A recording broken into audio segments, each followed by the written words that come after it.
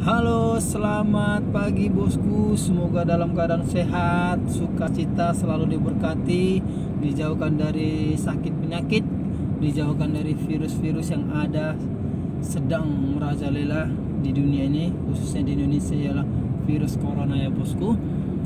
Oke, pagi hari ini saya mau ke pengadilan.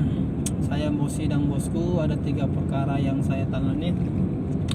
Salah satu perkara itu saya mau ceritakan kepada bosku agar apa yang dialami klien saya ini tidak dialami oleh bosku sekalian ya.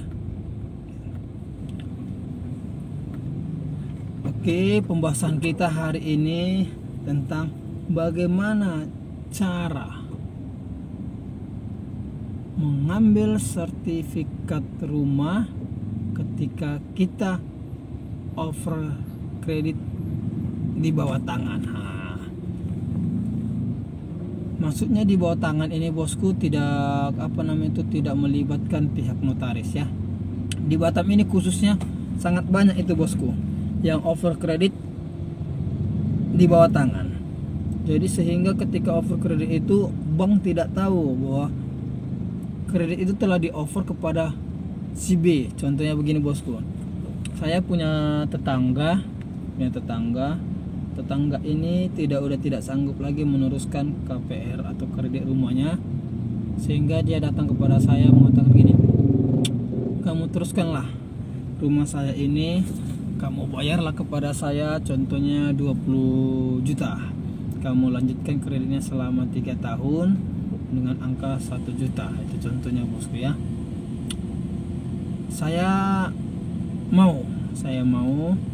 Saya bayar 20 juta kepada dia, dan selanjutnya saya yang membayar kreditnya setiap bulannya sampai lunas. Ini perjanjian jual beli kami ini, over kredit ini tidak melibatkan pihak notaris, tidak diketahui oleh pihak BPR atau bank kredit tersebut. Setelah lunas rumah itu, saya ingin mengambil sertifikat itu dan saya menghubungi pihak pertama tadi, tetapi sudah tidak ditemukan. Selama 3 tahun itu sudah hilang dia bosku, sehingga saya sendiri pergi ke bank tersebut untuk mengambil sertifikat. Ketika saya sampai di bank tersebut, saya sampaikan kami telah melakukan over credit dan saya yang meneruskan pembayaran rumah ini setiap bulannya dan saya sudah melunasi. Jadi saya mengambil sertifikatnya. Pihak bank akan mengatakan bosku, tidak bisa, harus yang bersangkutan yang mengambil sertifikat tersebut. Kenapa?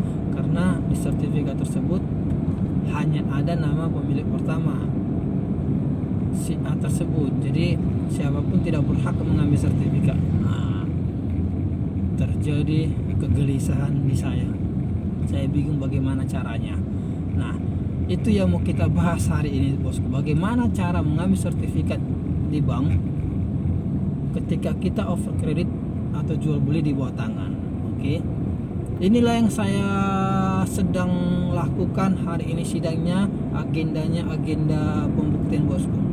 Caranya adalah kita melakukan gugatan wan prestasi kepada pihak pertama dan turut tergugat pihak BTN. Kenapa pihak bank?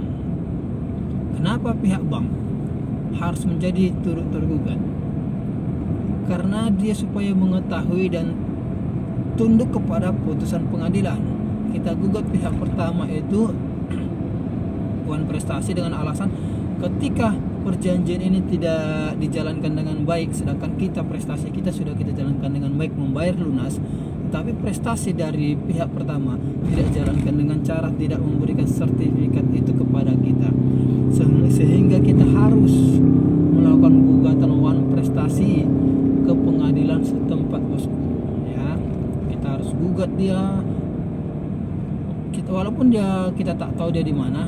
Ada upayanya nanti, itu namanya panggilan koran. Dia akan dipanggil melalui koran, sehingga nanti jika putus nanti kita diizinkan pihak pengadilan untuk mengambil sertifikat tersebut, dan turut tergugat harus tunduk atas putusan pengadilan itu bosku. Jadi itu tekniknya, kita lakukan gugatan wan prestasi terhadap pihak pertama di pengadilan negeri setempat bosku ya. Jadi memang di Batam banyak sekali, begitu banyak, karena merasa tenang, merasa murah rumahnya ya kan, merasa kenal, sehingga kita mau memberikan uang kita kepada dia dengan tidak berpikir nanti ke depannya setelah lunas bagaimana cara pengambilan sertifikatnya. Nah, ketika sudah lunas baru kita bingung bosku, dan orangnya pun tidak tahu lagi tadi mana. Jadi saran saya bosku, ketika bosku ingin over kredit, ingin untuk mengalihkan dari jual beli itu, harus diketahui oleh pihak BTN supaya tidak repot. Nanti akan ada nanti akta jual beli di notaris, kita di situ dapat kuasa menjual, kuasa mengambil sertifikat bosku. Ikuti jalurnya, jangan tak diikuti, nanti kita rugi sendiri bosku. Seperti ini klien saya ini kan rugi sendiri, waktu tidak bisa mengambil sertifikatnya, harus sewa pengacara. Nah, itu dia. Jadi saran saya bosku, ketika kita ingin jual beli harus diketahui pihak bank tersebut, dan di akta notaris, ada akta notaris ya bosku ya. Oke, itulah teknik cara mengambil sertifikat di bank ketika kita over kredit atau jual beli di bawah tangan ya bosku ya. Oke bosku, itu aja sih pandangan hukum yang saya mau jelaskan kepada bosku. Tetap semangat, jangan gegabah, tetap hati-hati.